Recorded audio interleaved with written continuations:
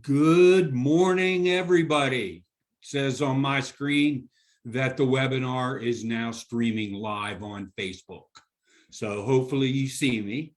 My name is Marc Willson. I'm a retail, restaurant, and hospitality strategist for the SBDC. Been working in Virginia for 13 years and have met with hundreds of retailers and small business owners, restaurants, hospitality. So my wheelhouse is getting into the weeds with retailers and restaurants when SBDC advisors and consultants need help. And that's what I do. And I learned it by doing it. I was in the retail restaurant business for about 4 decades.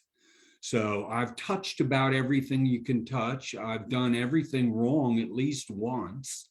And I hope you all have done things wrong, because if you're not doing things wrong, you're not taking enough risks. And risks are very important, certainly during the last 2 years with COVID. So my webinar last week was about thriving in the next normal. It's not the new normal, it's the next normal. And today I thought I'd just spend a few minutes going over with you with another pivot we're going to ask you to make in the middle of all this. And that's the mere fact that when e-commerce goes up, so do returns, because more people return products they buy online than when they actually buy them physically in your store. So let me give you a couple stats to drive this home, and then we'll talk a little bit about the whole return issue in retail.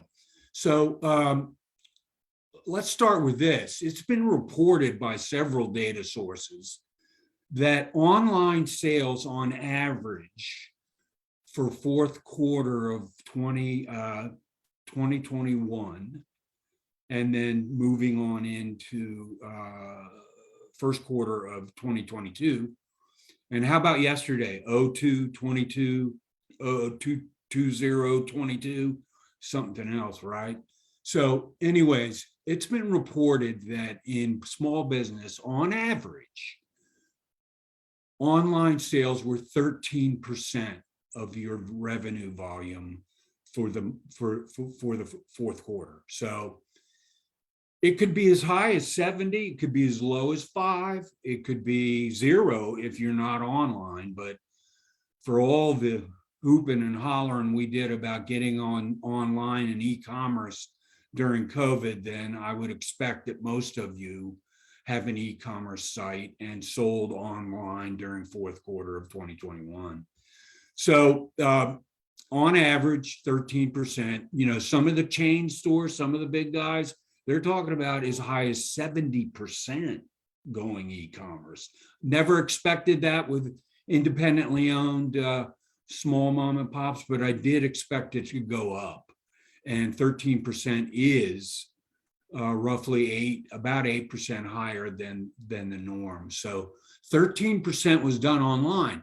And research shows that 30% of the products bought online are returned, whereas only roughly 9% are returned when they're bought physically in a bricks and mortar store. Okay, so you're looking at a 30% return rate as opposed to 9%. So let's say 3 times as many returns. So, I'm thinking, well, we better have our act together then, because this is an impression that you'll be leaving on your customer on how you handle a return. And oh, by the way, these numbers are even higher during post-holiday season. Certain categories are 125% higher in Q1 than the rest of the year for returns. And it's books, apparel, gift items, things like that. So it is a big issue first quarter on how happy you keep the customer and how well you process incoming. So this is actually an exercise in reverse logistics. Well, and our Instagram had a hashtag today. Our Instagram post about this seminar had a hashtag reverse logistics, and I love that. So what am I saying? I'm saying that you take your streamlined, organized, planned out shipping process that you used in fourth quarter of last year, and you reverse it for incoming product in first quarter of 2022. So it's the opposite of shipping out. It's the effective and efficient bringing product back in. So you remember that the 4 A's of the consumer's desires now are anytime, any place, anywhere, and anyhow. So the 4 A's are like, they want it the way they want it. The other thing is the 4 C's of customer behavior. And the first and the most important of those 4 C's is convenience. It's then followed by caution, cause, and community. But convenience is the number one driver for customers, certainly in this last year we've lived through and probably the year before.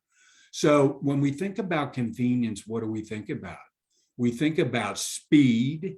We think about, well, who pays for the return shipping? And how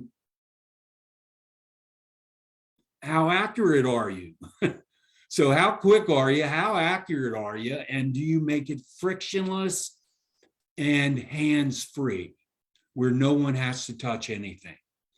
So I will tell you this, that the pressure is on because of the customer's expectations and competition from the juggernauts of the industry. That, listen, they get your return processed and your refund or merchandise credit or whatever, or your new product to you in a couple days. And regardless of how big they are, and obviously I'm referring to Amazon, but they have the same expectations of you, even though you're a little mom and pop in their downtown. So their expectations are high. They expect it to be quick, and they expect it to be fast. So one other data point that I think you'll find interesting. Data shows that the average return costs a retailer 2/3 of the original price of the item when you factor in the labor and the transportation of the costs of transportation. And we've also read this. Some of the large chain stores are telling customers just to keep the return because it costs them more in the long run in labor and logistics and transportation and warehousing than it does giving the customer the return and letting them keep the product. And that's actually occurring right now, where they'll say, forget about it, don't mail it back, just keep it and here's your refund. Because in the long run, it costs the retailer less money. So I thought that you would find that interesting. I don't think the small independently owned shop is willing to absorb their returns by letting the customer keep them. So what you're doing is the reverse of shipping them out. So you need an organized area, you need the supplies, you need bubble pack, you need boxes, you need envelopes, you need everything you needed when you ship the product out. You need it when it comes back. And the other real important thing is the point of sale system and how easy that makes it for you on the paperwork trail or the paperwork behind the return. Certain point of sale systems like Shopify and there are third-party shipping places too, like Pirate Ship and Ship Bob and places like that handle all the logistics of not only shipping, but returning as well. But it's an inevitable part of the retail business. And when we look at returns, we look at two types. We look at controllable returns and we look at uncontrollable returns. And what does that mean? Controllable returns are those that you might have avoided by improving your operations, improving the sales process, improving the description of the product on your website. So the better the photograph, the better the picture. Size charts are a good idea so that people know what size to purchase from you. So just think about when you shop online, what you find to be an absolute delight, the ease in which the ordering took place. Many retailers will include a slip in the box to make the process of exchanging or returning even easier. So it says shipping label, and make sure you have on your website all the instructions for returns and shipping so that there's no surprises. So the more that they know up front, the easier the process will be as they get into it on the back end. Okay, so you got controllable expenses where you are, or controllable returns, where by improving operations and improving your process, you might be able to reduce some of those returns. And then uncontrollable returns are things like the customer changing their mind, no longer wanting the product came in damaged because the packing wasn't done adequately. There may be a flaw in the product. It may be the wrong size. But bottom line, the customer doesn't want the product. And so you didn't really have any control over that, of them changing their mind, or you did have control over whether they came in damaged or not. And you do have control over making sure your sizing is accurate so that you're selling the right size to your customers if it's something that's sized. So returns are an inevitable part of retail. You want to use protective packaging, right? So you want to minimize anything happening to the product in transit. So good protective packaging. I've told you before, it's a great time to brand your company with the paper you use in the box, having your logo on it, the boxes themselves at least being stamped with your logo, or a label affixed to the box that's your logo, but see it as a touch point to your customer. And it can absolutely have an effect on how loyal your customer is to you based on how you handled their return, or if they felt it was a problem, how you solved their problem. And again, my advice is making it as painless and as frictionless and as easy and as quick as you possibly can. So make it a non-issue. Oh, I sent it back. I got my refund in 2 days, my credit, everything went fine. Oh, they exchanged it, shipped it right back out. Again, you have an opportunity to leave a lasting impression on your customer based on not only how you shipped it to begin with, but how you handle the return, if in fact there is a return involved. Level up your product descriptions and graphics on your site if they need to be improved, but good descriptions and good photographs will minimize returns because it minimizes mistakes. So again, you may get a return that's no fault of your own, an uncontrollable return. So there's nothing you can do. It's a cost of doing business. And think about the cost of doing business. It can cost you up to 2/3 what the original price was of the product. So you want to minimize your returns when possible. And that's also part of selling. Selling not only online, but over the phone or through a Zoom call or through Facebook Live, you have an opportunity through good open-ended questions to satisfy the customer's wants and needs so that you fill those accurately when you sell the product to the customer. And that's a great way of minimizing returns, is through the initial sales process. The other thing you ought to encourage is customer feedback.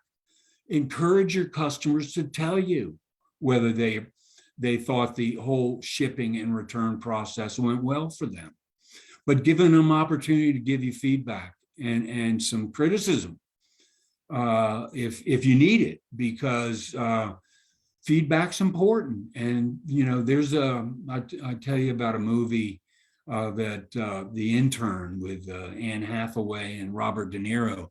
He's an intern for her clothing company, and one of the scenes is she gets a package from her company in the mail, and it's all dented and punched in, and when she opens it, the product was wrinkled and disarray. And she has a meeting the next morning in her warehouse of all her executives, talking about how disappointed she was with the condition the package arrived at to her home, and went on to say, this is not the standard we have for shipping, nor is it the standard we have for taking returns and being efficient and accurate with handling the returns. So encourage customer feedback, set and communicate your return policies and procedures on the site. Privacy and secure transactions are a huge priority, as is touchless and frictionless transactions. They're really the minimum expectations. So, you got to be running at 100% just to meet expectations. So if you want to leave a lasting impression in your customer's mind that you have your act together and that your store has the store has their act together and your sales folks do, so it's it's a lasting impression. So how you handle returns is extremely important. Again, speed, who pays, and accuracy are three critical pieces of the return process. And again, the outsourcing and using software from your POS provider can absolutely help you in this process as well.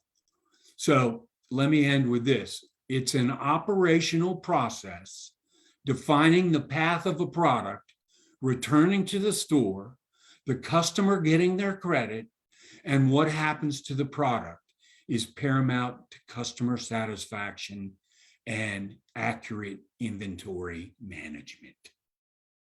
So I hope I covered some tips for you. I hope I enlightened you to some statistics and what to expect. And I hope that you have a minimum of returns and that those returns are handled beautifully and to the customer's complete satisfaction. I'll talk to you again soon. Thank you all very much for tuning in.